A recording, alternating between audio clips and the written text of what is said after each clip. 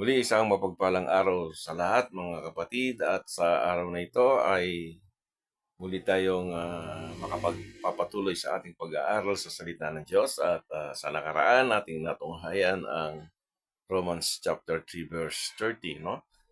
At ito'y tungkol sa justification by faith and the justification through faith. So today ating ipagpapatuloy ang ating topic in connection of Romans chapter 3, verse 30, which is the faith of Jesus Christ, no? So, mayroong kaugnayan nito sa ating topic marahil sa kasimplihan ng salita ng Diyos. Sa talatang Romans 3:30 ay madali nating makita, no, ang distinction, no, with these two phrase, circumcision by faith and uncircumcision through faith. Kung tapat tayong bumabasa dito sa salita ng Diyos o sa talatang ito, madali lamang makita, no, ang pagkakaiba nito, no. Ibinabahagi ko ang salita ng Diyos base sa nakikita ko personal, ano, at pinaniniwala ang aking pananaw, ano. So tandaan natin na bawat tao ay may kanya-kanyang pananaw, of course, no. Never kong ipinipilit, ano, ang aking nakikita o ang aking pananaw sa iba, no. Uh, kung ikaw ay may matibay na pananaw, no, batay sa salita ng Diyos at sinusuportahan ito ng salita ng katotohanan, no, at ito ay nakikita sa banal na kasulatan na hindi tayo dapat na mahiya, no, hindi tayo dapat matakot, ano. So, o kaya maliban na lamang, ano, kung may nais kang pinoprotektahan, ano, na puro, no, na itinatago, no, at ayaw mong tanggapin, ano, ang sinasabi uh, ng yung banal na salita ng Diyos, no, at nababasa mo sa pahina ng yung Biblia, no.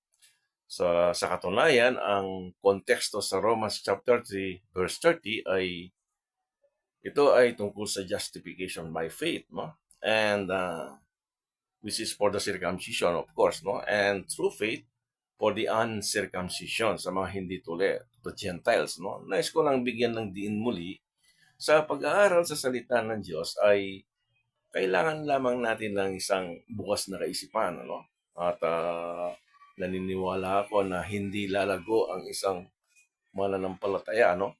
Maliban na lamang kung ito ay mayroong bukas na kaisipan, ano? O ang isang tao na mayroong isang ugaling siya lamang ang tama, ano, at wala nang kakayahang siya ay matuto, ano, at ang taong ito ay hindi lalago sa kaunawaan sa salita ng Diyos, no? Kung ganito ang ating attitude, ano? So last time natin tinalakay ang dalawang justification na ito, which is by faith and through faith. Kapag sinabi nating by faith, kailangan itong patunayan, ano? Ng sa pamamagitan ng mga gawa. Kailangan makitaan ka ng gawa. Yun ang ibig sabihin ng by faith. Samantalang ang isa, yung true faith, mayroong gumawa para sa iyo, no? O sa isang sumampalataya, no? So in Romans chapter 3 again, verse 30, seeing it is one God which shall justify the circumcision by faith and uncircumcision through faith. Tandaan, ang by faith ay may kalakip na gawa, no? Dapat ito ay may physical na evidence na ikaw ay sumampalataya, katulad ng confessing your mouth, no? Uh, True faith means ginawa ng Diyos ang lahat, and your part ay manampalataya ka lamang. So, ngayon, paano naman itong talatang ito, no, ating babasahin kung ang by faith ay may kalakip na gawa, no? Maaring ito ay isang katanungan ng isa sa atin, no?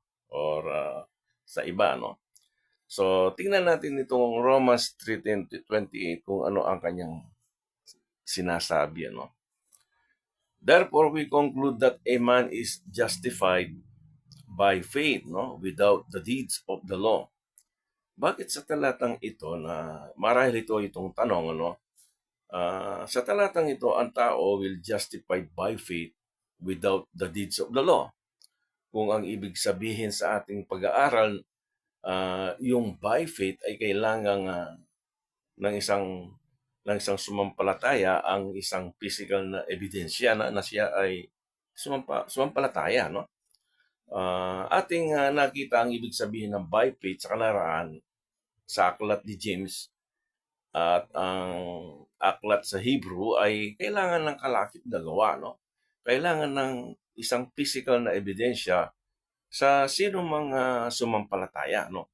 Bakit sa talatang Romans 3:28 nabanggit ang tao will justify by faith without the deeds of the law? So ito ay isang uh, tanong, no? At nautandaan natin ang confessing with your mouth, no? Bilang physical na ebidensya na ikaw ay sumampalataya, hindi ito pagtupad sa kautusan. Actually, yung confessing with your mouth, ito ang binanggit ni Apostol Pablo na kailangan sa bansang Israel, sila ay i-confess that Jesus Christ, no? Na siya ang Son of God, no? Declared by the power of His resurrection, no? At sila ay dapat na magsisi, ipapakita nila sa pamamagitan ng confessing with their mouth, no? Ang pagtupad sa kautusan ay may personal na pagsisikap, ano? Upang ito ay gawin bilang iyong bahagi, no? Upang sundin ang kautusan para magkaroon tayo ng katanggap-tanggap na relasyon sa Diyos, no? Itong programang ito ay exclusively for Israel lamang, no? At unang bahagi dito ang mga hentil. Now, tingnan natin yung Romans chapter 10, verses 2, no? And 3. Verse 2, for I bear them record that they have a zeal, no? Of God, but not according to knowledge, no? Makikita natin sa talata, ang mga taong ito ay mayroong kasigasigan. Tandaan natin, meron tayong mga pag-aaral, Romans chapter 9, 10, and 11. Ito ay parenthetical chapters, no? Itong tatlo na ito is ang binabanggit ni Apostol Pablo ang mga pangyayari sa bansang Israel, no? Ito ay ang kausap niya dito ay ang bansang Israel. Sa talata, ang sabi niya, for I bear them record that they have zeal of God but not according to knowledge, no? Ang mga taong ito ay mayroong kasigasigan, no? Sa Diyos, subalit hindi ayon sa pagkakilala nila, no?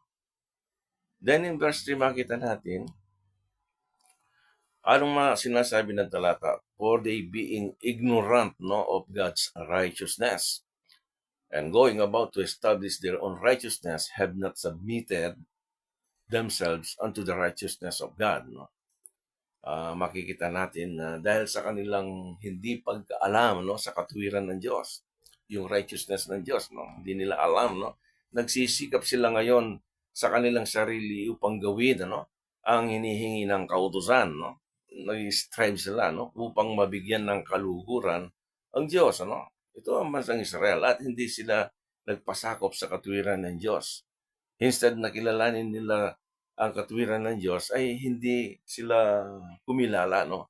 Sabi nga doon sa 9, 10, and 11, sila ay naging bulag, no? Then in verse 4, Romans verse 4, sabi niya, for Christ is the end of the law for the righteousness to everyone that believeth. So, dahil sa kanilang kamangmangan, ano, ipinipilit nilang gawin ang katuwiran bunga ng kautusan. Ito ang nais ng gawin ng bansang Israel. Hindi nila alam na si Kristo ang ang ang hangganan ng kautusan, ano, para sa katuwiran ng lahat, no, ng mga sumampalataya, no. Katulad ng sinabi sa Romans 10, 9, and 10, kung ipapahayag, no, ng iyong bibig si Jesus ay Panginoon at sasampalataya ka sa iyong puso na binuhay siyang muli ng Diyos sa mga patay, sabi niya, ikaw ay maliligtas. Sapagkat ang tao ay nananampalataya, mula sa puso sa kanyang ikatutuwid, ano? At ginagawa sa pamamagitan ng bibig ang pagpapahayag sa ikaliligtas, ano? The confession is the outward evidence or it is in your heart, no? Ito yung pagpapakita na yung outward evidence, no, na ikaw nga ay sumasampalataya, no. Ganoon pa man, the word of faith na ating makikita sa Romans chapter 10 verse 8, ako ay personally ay naniniwala nga that is by faith, no? Confessing with your mouth. Ito ang kanilang dapat gawin, tanggapin at kilalanin na siya ang anak ng Diyos and declare by the power of His resurrection.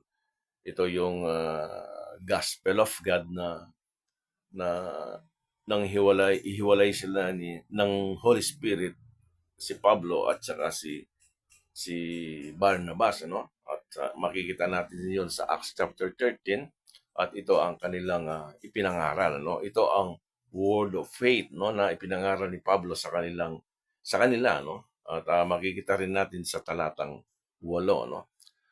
Ang pagtupad sa kautusan ay walang kinalaman dito, no? Sapagkat kung titignan natin ang kanilang matibay na hangaring tuparin ng kautusan, no, upang maging matuwid sa harapan ng Diyos at sila ay magiging katanggap-tanggap, no.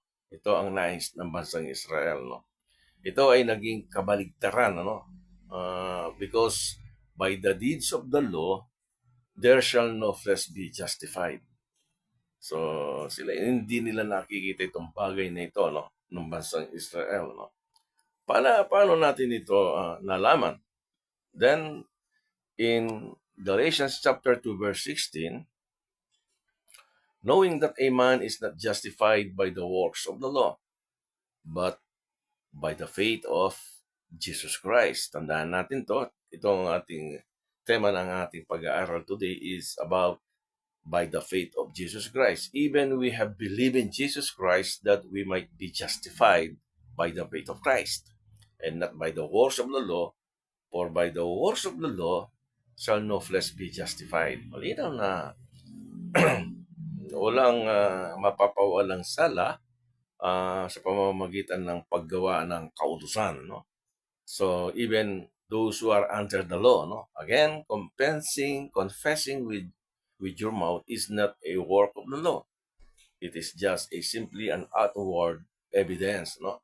Confessing with your mouth is not trying to obey the Ten Commandments perfectly, so that in Galatians chapter 2 verse 16, sabi niya, knowing that a man is not justified by the works of the law, no, but by the faith of Jesus Christ. Even we have believed in Jesus Christ, no? Sabi niya, even we have believed in Jesus Christ, that we might be justified by the faith of Christ. Ito ay nakatingin pa rin, ano, dun sa katapatan ng ating Panginoong Yesus by the faith of Jesus Christ and not by the works of the law. For by the works of the law shall no flesh be justified, no? Sa talatang ito, mayroong isang turo na madalas hindi ito pinapansin ng marami. Marahil, no, dahil wala silang dispensational understanding of the Word of God, no? Hindi lahat ng nakasulat, which I stand, hindi lahat ng nakasulat sa banal na kasulatan ay direktang utos para sa iyo at sa akin, no? Kapag ang isang tao ay may dispensational understanding, madali sa kanya na unawain, ano, ang katagang o this praise, no, by the faith of Jesus Christ, ano. Lahat ng English translations ay kanilang binaluktot, ano, ang katagang ito, no, yung by the faith of Jesus Christ. Liban sa KJV, ano, lahat ng ibang salin sa English ay kanilang pinalitan, ano, ang the faith of Jesus Christ into in the faith of Jesus Christ. Pwede natin itong i-compare, no? Tingnan niyo sa mga ibang translations, i-compare ninyo itong the faith of Jesus Christ na ito ay pinalitan in the faith of Jesus Christ. So ano ba ang ibig sabihin ng the faith of Jesus Christ? Marahil natatandaan ninyo sa buhay ng ating Panginoong Yesus ay nalulugod sa kanyang Ama, no? Balikan natin yung mga talata na makitaan natin na ang ating Panginoong Yesus ay naging tapat sa Ama. In John chapter 8, verse 29, and He that sent me is with me. Ang sasalita dito ay ang ating Panginoong Yesus, the Father had not left me alone, for I do always those things that please Him. So, kung naaalala din ninyo that Jesus Christ is the second Adam, nang ang unang Adam ay lumabag sa Eden, and ang Diyos ay hindi lang niya iniwang mag-isa, kundi kanyang inalis sa kanyang presensya. Ang pagpapakilala sa dalawang Adam na ito ay malaki ang difference. The first Adam ay pinalayas mula sa paradise of Eden. The second Adam sa kabilang banda, palaging ginagawa ang mga bagay na nakakalugod sa Diyos, sa Ama. Lahat ng mga bagay na kanyang ginawa sa buong buhay ng ating Panginoong Yesus ay ang kanyang katapatan sa Ama. Siya ay nabuhay with a full of faithfulness to His Father. So, kaya naman nasabi niya na hindi siya iniwan ng Ama na mag-isa. Sa mga nakaraan ay walang nakapagsasabi nito, subalit dahil sa Panginoong Yesus tayo ay pinagkasundo sa Diyos, and God never left us alone. So again, in John 4, verse 34, atin ding mababasa dito, Jesus said unto them, my meat is to do the will of Him. So ang kanyang ang sabi niya rito, my meat is to do the will of Him. Itong gawin niya ang kalooban ng Ama, that sent me, sabi niya, and to finish His work. So, mayroon palang gawain na dapat na tapusin ng ating Panginoon. He's referring the work of, yung work sa cross, in John 5:30, atin ding mababasa rito, na I can of mine own self do nothing. Sabi niya, as I hear, I judge, and my judgment is just, because I seek not mine own will, ayon sa talata, but the will of the Father which had sent me. So, laging ang kanyang binabanggit, ang kalooban ng Ama, ang kanyang nais gawin, in this entire life. Wala siyang, so in his entire life, wala siyang ginawa kundi ang hanapin ang kalooban ng Diyos Ama, So, in John chapter 6, verse 38, so, for I came down from heaven not to do mine own will. So, malinaw sa talata na bumaba siya dito sa lupa at hindi ang kanyang kalooban ang kanyang gawin, but the will of Him that sent me. Then, dito sa mga talatang ating mababasa, ating nakikita yung faithfulness of our Lord Jesus Christ sa kanyang Ama, in John chapter 15, verses 9 to 10, Verse 9, as the Father had loved me, so have I loved you. Continue in my love, sabi niya. Then verse 10, if you keep my commandments, you shall abide in my love, even as I have kept my Father's commandments, and I abide in His love. Then in 17 verse 4,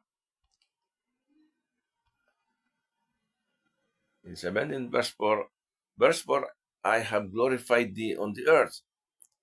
I have finished the work which thou gavest me.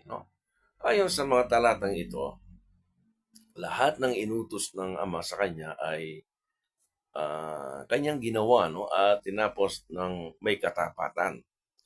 Ito yung tinutukoy ni Pablo na the faith of Jesus Christ in Galatians chapter 2 verse 16, yung binasa natin kanina, sa madalit salita, tinapos niya ang lahat na dapat gawin. Siya lamang ang naging karapat-dapat para pumalit sa ating lugar.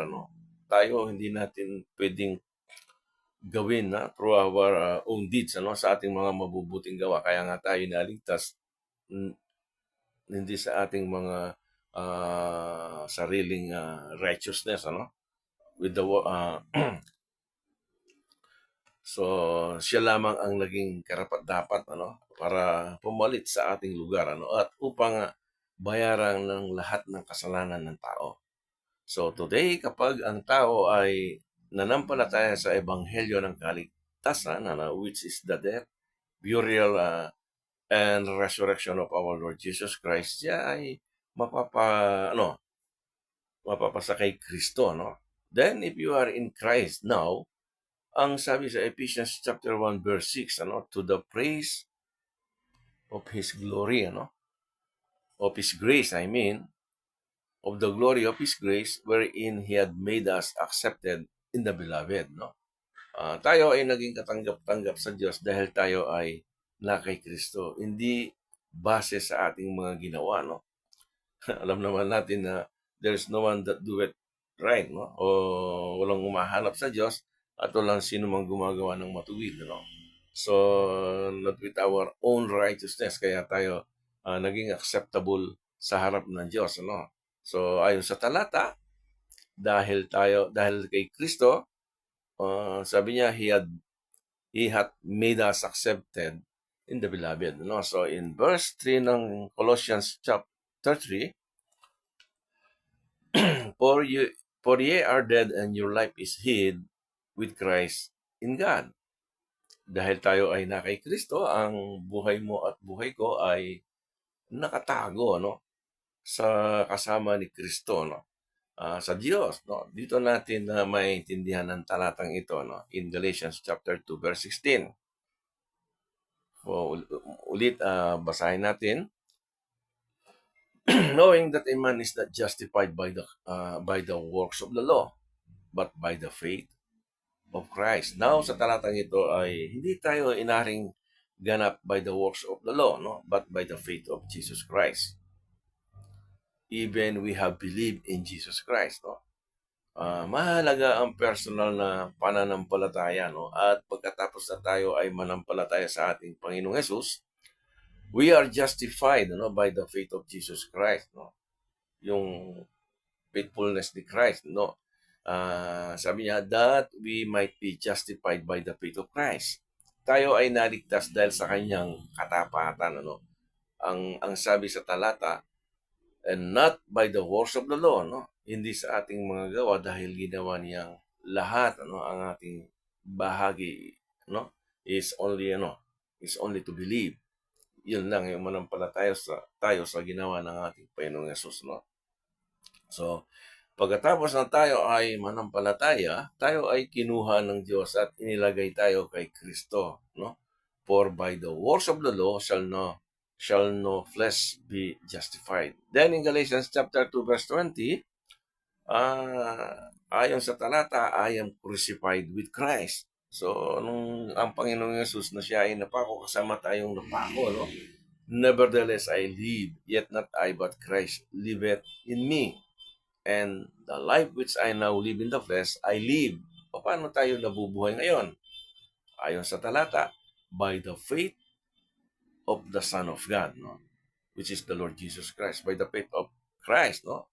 Not by my faith, no? Maging sa ating buhay simula nung tayo ay naligtas, hindi ito sa ating pananampalataya, no? But by His faith, dahil ang ating pananampalataya hindi sapat, at lahat tayo ay alam naman ng lahat, natanggap ng lahat, that we are fallen child of Adam, no? Lahat tayo ay sa paningin ng Diyos, we are child of fallen Adam, no?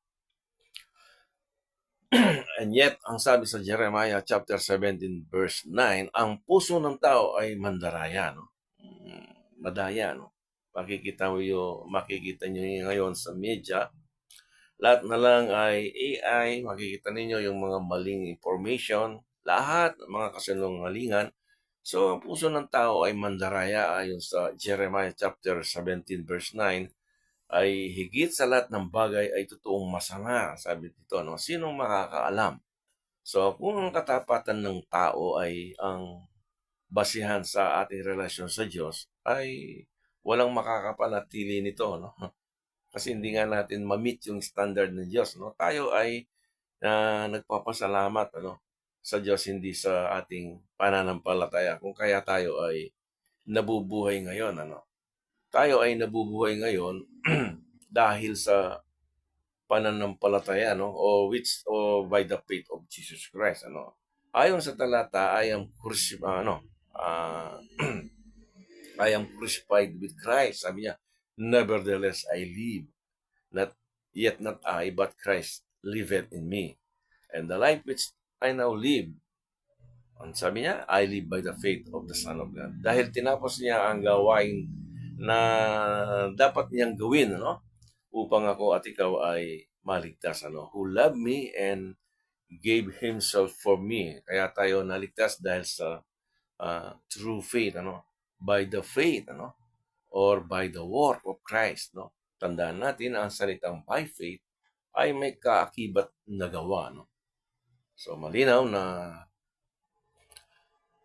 itong by faith na ito ay malinaw na may ebidensyang may papakitang ikaw ay sumasampalataya. Ayon sa Galatians chapter 3 verse 22, but the scripture had concluded all under sin.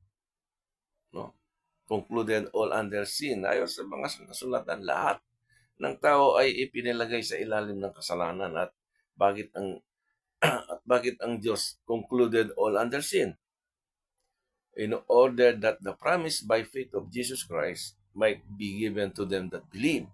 So pagkatapos na ikaw ay manampalataya, the faith of Christ ay ibibigay sa iyo. Kapag nailagay ka kay Kristo, you will be accepted by the beloved. Kaya ang ating journey ay ating maaabot ngayon, na walang kabiguan, dahil mayroon tayong kasiguruhan.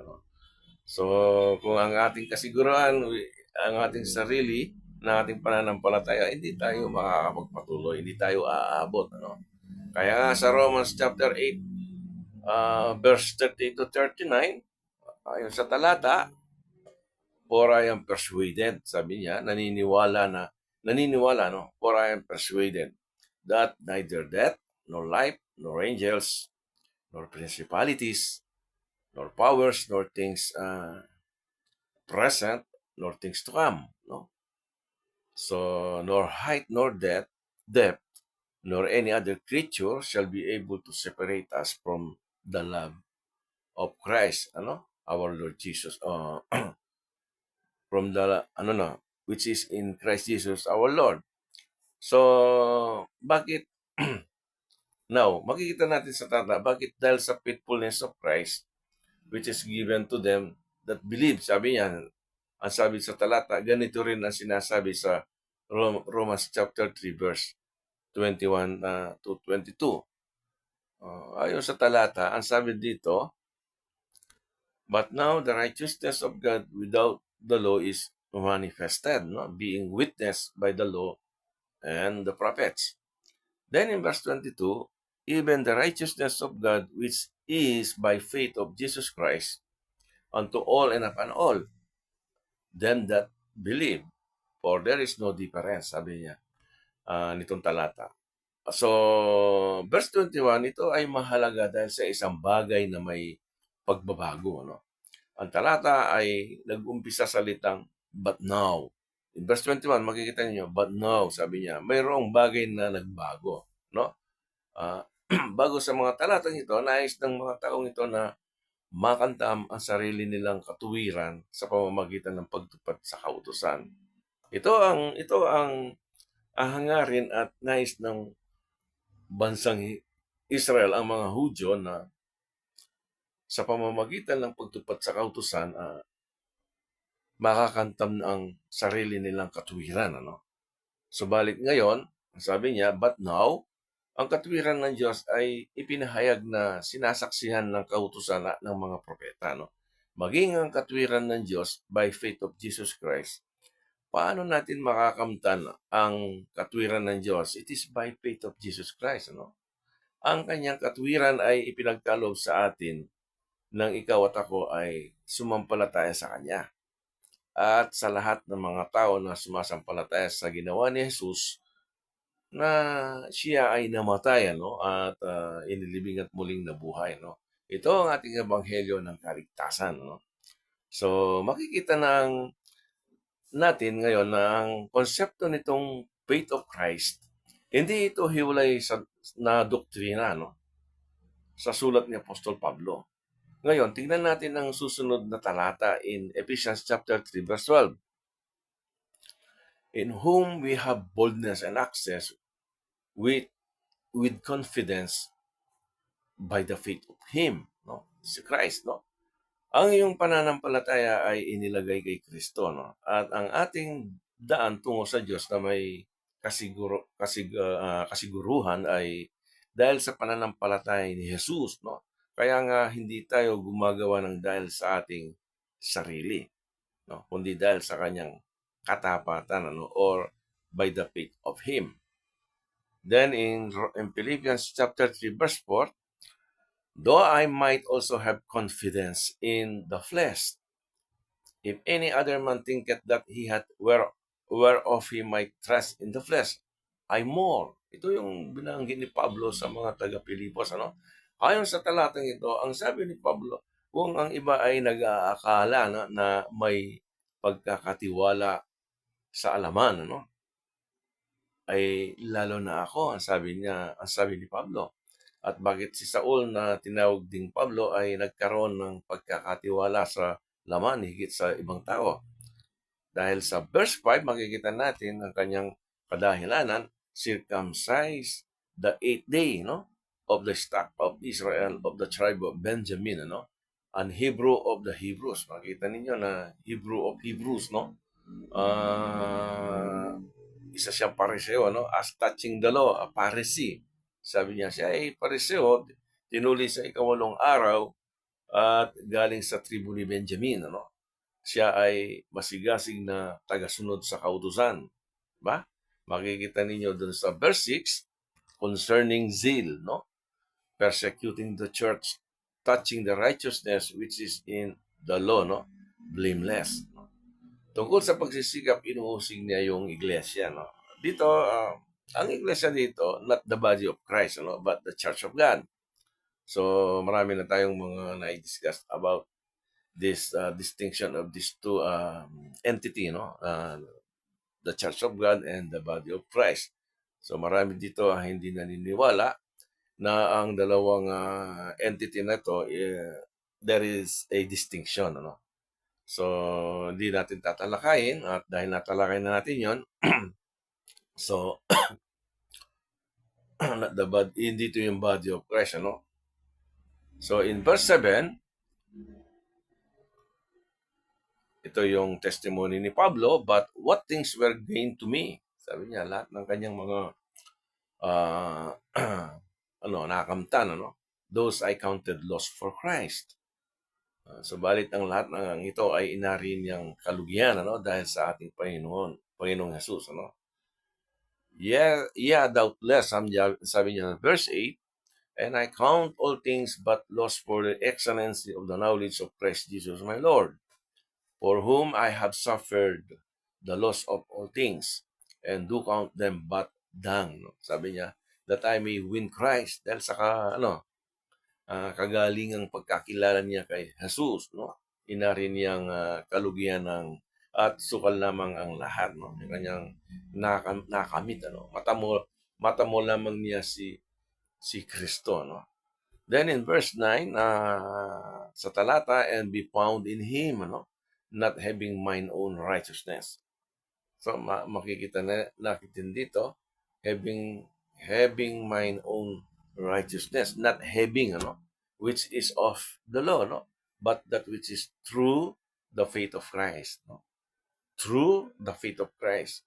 So the righteousness which is of God by faith, na masumpungan hindi sa kanyang sariling katuwiran, no? Sa pamamagitan ng kautusan, which is through the faith of Christ, no? Si Jesus ay namuhay ng isang perpektong buhay, no?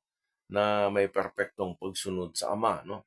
Si Pablo ang nagsulat sa lahat ng ating kailangan, ano, sa panahon natin ngayon, no? Sa ating patutunguhan at ating kasiguruhan na nasa ating Panginoong Hesus, ano? Ito ay dahil sa faithfulness of Christ, no, or because of the faith of Christ.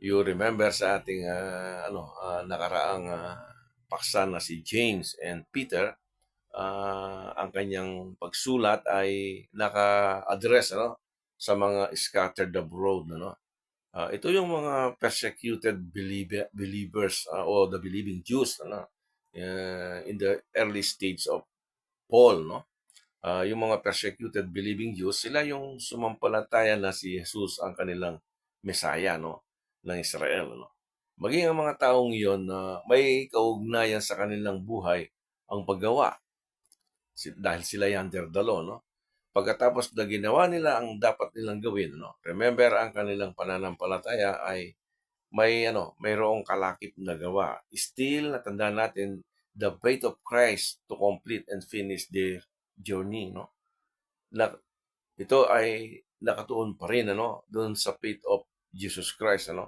para marating nila ang kanilang lakbayin, So, James 2 verse 1, ang sabi sa talata,